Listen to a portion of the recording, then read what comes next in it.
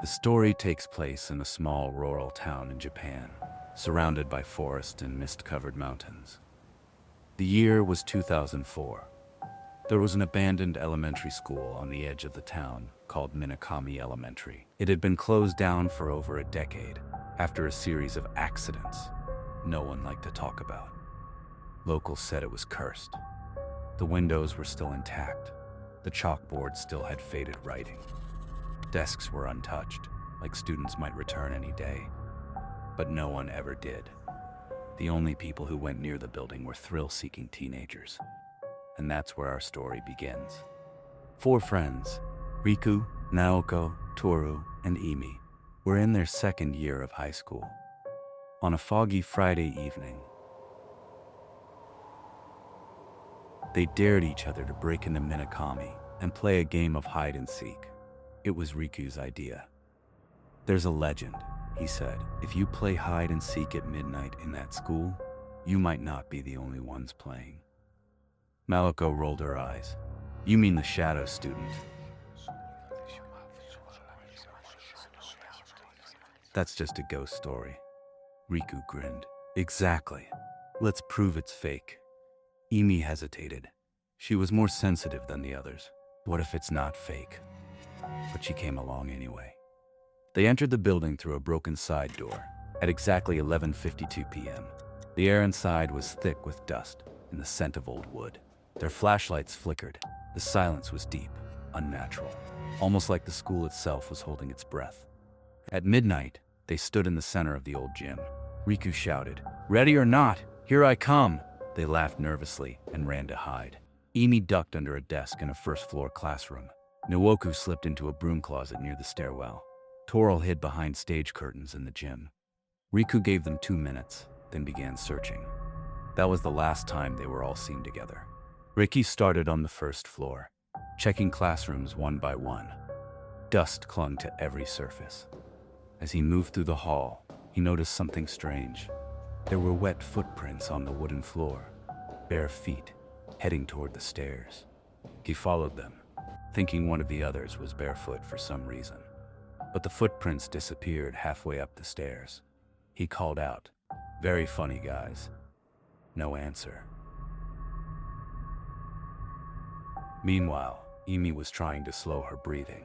She could hear footsteps outside her classroom, soft, deliberate.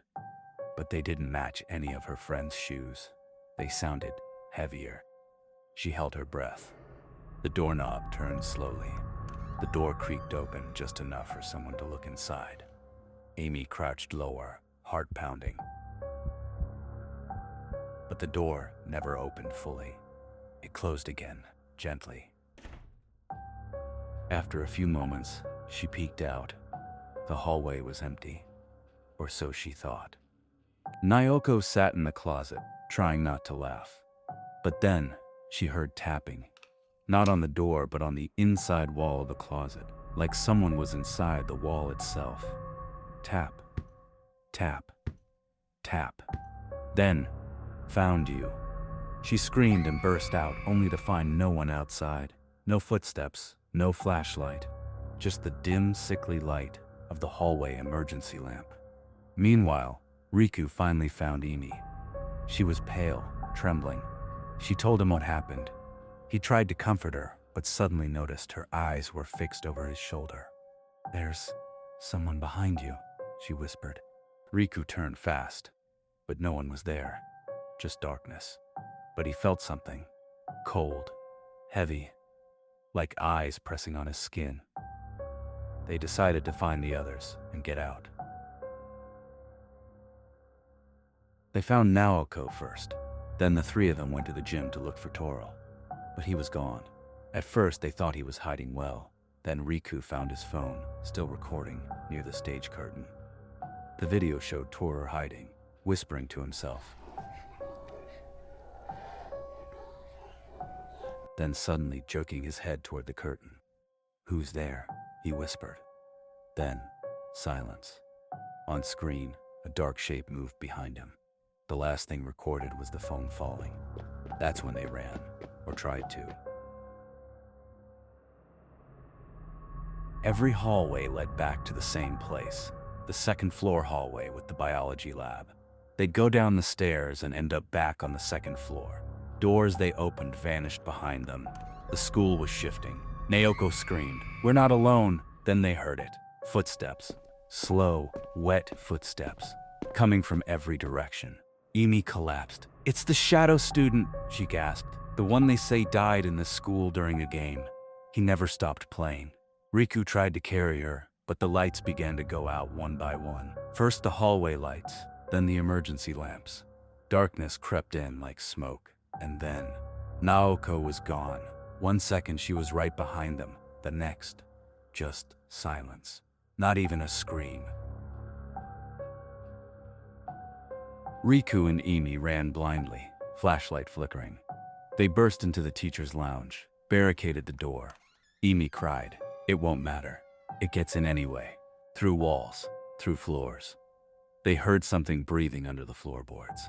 Riku lifted his flashlight, and it exploded in his hand. Darkness. Something whispered, "Your turn to hide."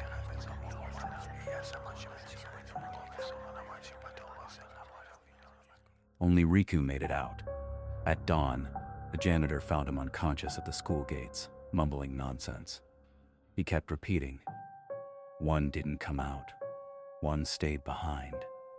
One stayed to play." Toro, Emi, and Naoko were never found. Their phones were recovered, but every photo or video was blank. Riku was institutionalized. Minakami Elementary was finally demolished 2 years later. But before the final wall came down, workers found something chilling scratched into the blackboard. "Let's play again." And underneath it, written in red chalk, "Ready or not." Years passed. Riku was still in the mental hospital. He didn't speak. He didn't write. But at night he shouted, "Counting, still counting. Hide." The nurses gave him medicine and calmed him down. But one night, a nurse on duty raised the alarm. Riku started laughing. That same night, a strange event happened in the town of Minakami. Where the old school used to be, there was now a new nursing home, but the old people ran screaming from their rooms. A single word filled the corridors: tag. At 2:44 a.m., security cameras recorded a system error. The image showed a boy in an old school uniform, his face completely blurred. He was running, and he stopped in front of every room and looked in. He was looking for someone. He was still playing. A year later, a group of out-of-town university students came to the town of Minakami to investigate local legends. One of them, Maya, learned that Riku was in a mental hospital. She decided to visit him quietly.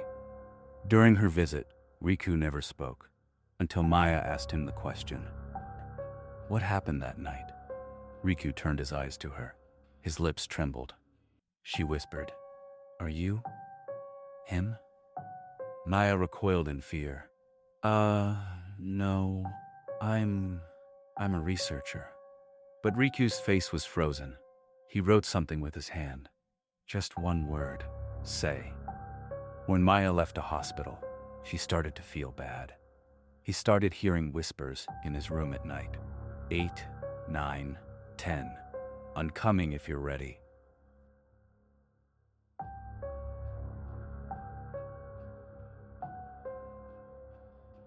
A week later, Maya disappeared.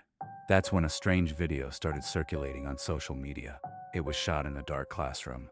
The resolution of the camera was low, but a person was walking towards the blackboard. On the blackboard was written this sentence: "You're in the game now." Then the screen went black. In the last scene, a single word appeared. Tag. Midwife. Broken line. Last note, Riku is dead. He left only a drawing in his room. 4 people hiding, 1 counting. A 5th figure emerges from the wall. No face, broken line. But this story doesn't end here, because it's still being played. If you look in the mirror at 2:44 a.m. and counting a child behind you, are you ready?